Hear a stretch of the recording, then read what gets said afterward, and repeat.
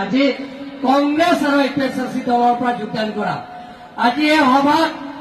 আমাৰ মাজত উপস্থিত থকা ইয়াত লোকেল এমএলচি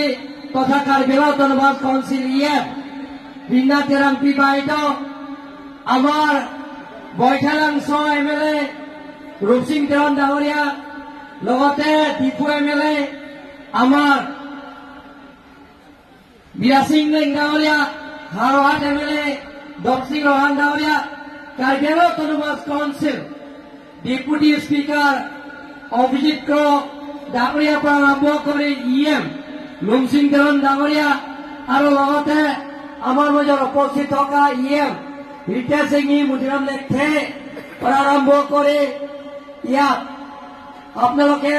ইয়াত কপলি সমষ্টি এমইচি পৱন কুমাৰ ৰায়